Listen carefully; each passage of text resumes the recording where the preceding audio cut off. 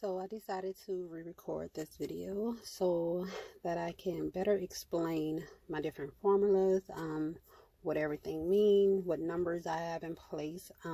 Also, this is based on my business expenses, what is profitable for me and what works for me. Of course, you will enter your own numbers. You will know your own cost per mile, which I do have a calculator for that as well. And then this is mostly an example at this point, and I just want you all to see what I'm working with and what I be doing to basically function within my business. Everything is pretty much ran by me, by myself, so I do try to find ways to make it easier, less thinking as possible. So first I'll show you where what everything means. So the first one is just me. So these are all of my calculations if I am running as an owner operator. So everything is on me. The next one is if I'm running a dedicated lane with a driver, and the rate per mile will be for them.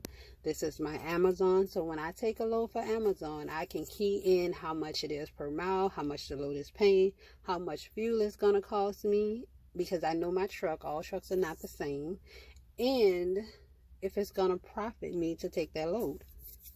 The same thing as if I had a over the road driver. It'd be the same thing. So back at the top, I've also keyed in some numbers. Everything is kind of auto populated from when I keyed in. So let's start with I'm gonna just clear it out and then we'll go back through the examples. Everything in purple is where I enter numbers. My cost per mile, it only changed based on my area. So I know every load is not going to be $2.25 per mile. That's what I need to shoot for, but I know it's not. So let's say it changed to $2. So then I would change this number from $2.25 to $2. Or let's say they wanted to give it to me from $1.80. I'll change it. For $1.80, I'll change it from $2 to $1.80, and so on. Here is my fuel charge. So if I go over 300 miles, then I know that's a full tank for me, because I usually will just fill up. And to fill up, I've actually learned to go to Buc-ee's. So it's been like maybe like $1.50 to fill up my tank. I'm saving a lot more on fuel, but if you know me, you know I absolutely love Love's. So I have been going to Love's pretty much religiously for the last year, and so I realized I was spending too much money and I needed to save, and so now I go to Buc-ee's and then I end my night at Love's.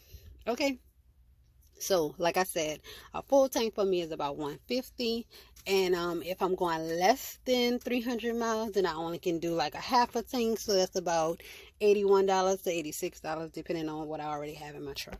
So let's go with the example. Let's say I was taking a load long haul, which is usually what I do, 900 miles away. Let's say the deadhead was 24 miles.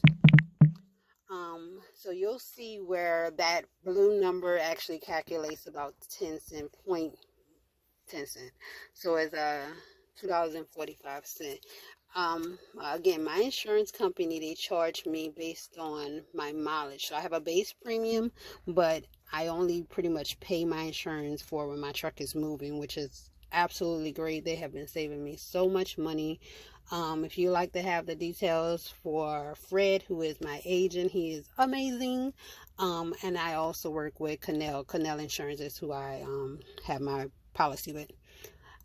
So it is $2.45 to go 24 miles for me to go and deadhead that load, and I include my deadhead in every load I run. You should be doing the same thing too. So that $900 loaded plus $24 miles of deadhead makes it 924 miles. If I was trying to take it at $1.80, as you can see, it already calculated the $1,600 rate, and no way I am taking a load that far for $1.80.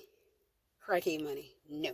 So let's say I decide to go for my cost per mile. My cost per mile is $2.25. So I'm gonna hit low. Oh, not $225, but $225. I wish a load did pay that much, but it's $225. So I'm looking at about $2,000 on that load. You know, if the load is 2,000, we want to shoot for a little bit more. So what I would do is ask for 2,400, right? And then we're going to meet in the middle because they always have more money on the load than we are requesting. We do know that.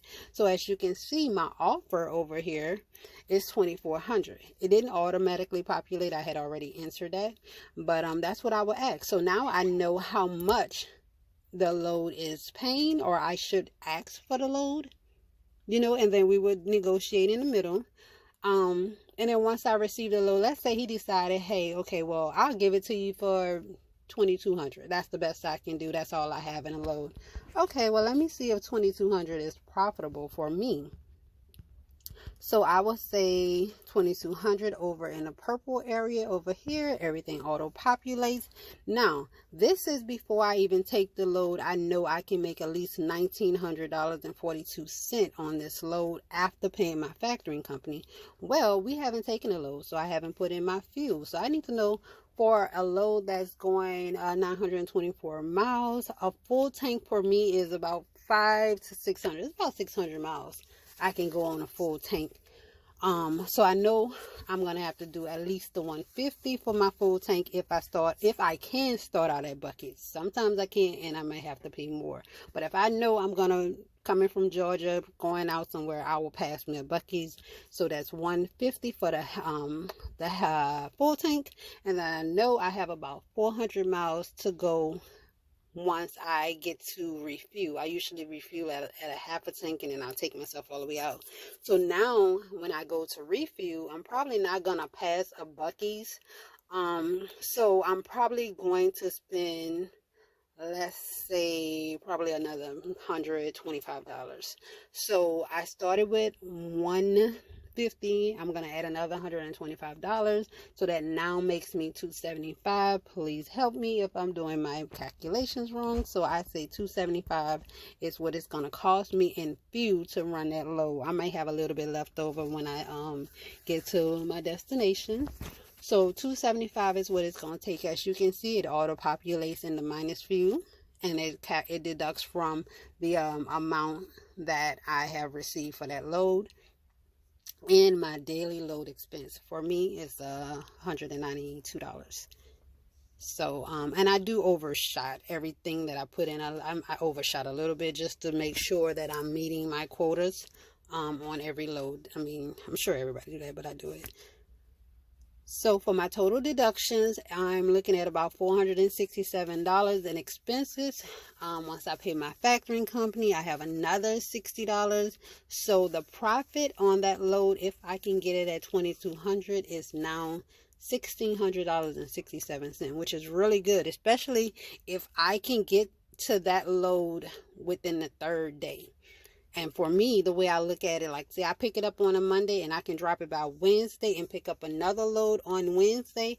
Now I done got $1,000 per day for, the load. And of course, after expenses, I'm looking at about $800 per day, which is really good. And our rate per mile is good as well.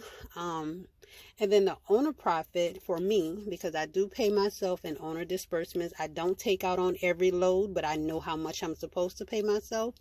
And I give myself a set amount, some sort of salary that I pay myself every 15th of the month and every 30th of the month.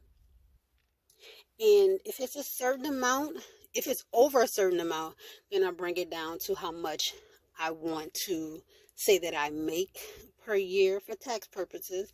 I don't want to make too much, and of course I don't want to pay too little. I'm not a CPA, so contact them on why, but this is pretty much what I do. This is how I keep my business running, functioning as simple as possible, because I don't want to think too much. Sometimes I'm on a phone with brokers, I'm on a phone with drivers, I'm on a phone with friends, and I'm texting and I'm doing this and I'm entering numbers, and I don't want to, when I see a load and I'm like, oh, let me see if that works.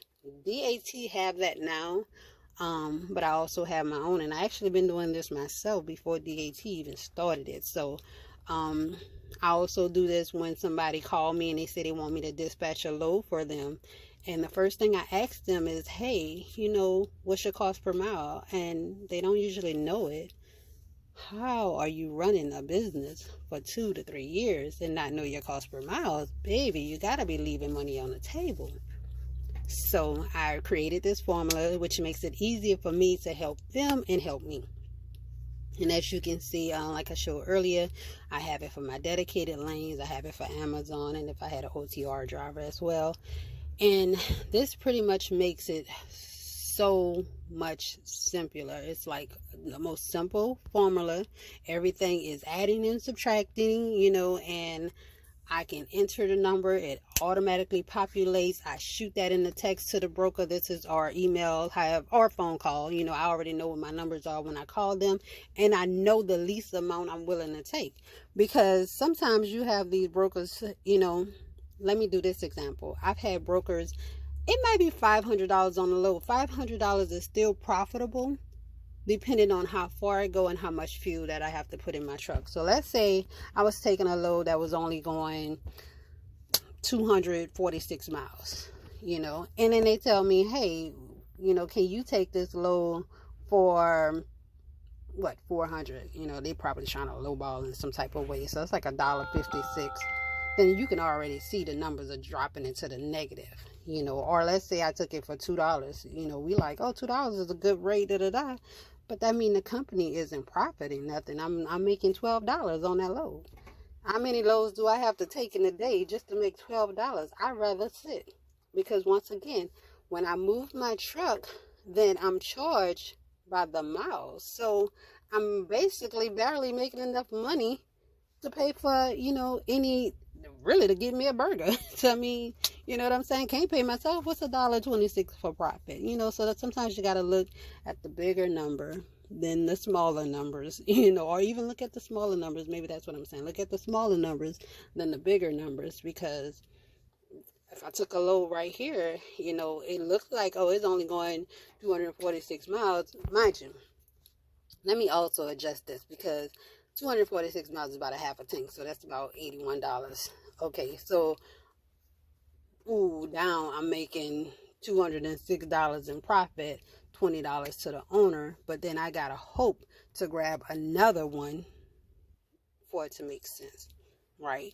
And $226, that's not even, I didn't even discuss the fact that I do put money into the maintenance pile, right? So any little extra that I have left over, I do put towards my maintenance. I know people like, oh, you should be putting it up front. Trust me. Trust me. I have other avenues that kind of keep me sitting that I don't touch for maintenance, but when I do have a little extra, I do put it over to the side for like saving / maintenance. So, but even still, it's a profitable load for the business, but as an owner, I wouldn't be making no money, and granted, I want to work where everybody is able to eat, especially me, right? So, like I said, this is me. This is what I do by myself. I'm pretty much self-taught across the board. I am looking for a mentor, people that I can pretty much network with and just learn from. We learn from each other, but I've been doing this for a little bit over a year by myself. So, and it's been working for me. I have other things that I do and use as well that is kind of like my little gems, to make things easier for me. And I feel like everybody should have things in place. Like I have a formula for my IFTA. I have a formula for my insurance so that I know exactly how much my insurance should be every month. Because I did have them one time overcharge me. They almost did anyway, but I called them. They took care of it. It was fixed. No problem. But that's because I know what it takes. I know how much every dollar pretty much that's going out for my truck, I know where it's going. So I keep up on these things. So this is my rate per load formula. I may make one for my cost per mile, which is pretty much simple too. All of it is self-explanatory. I just like to talk a lot.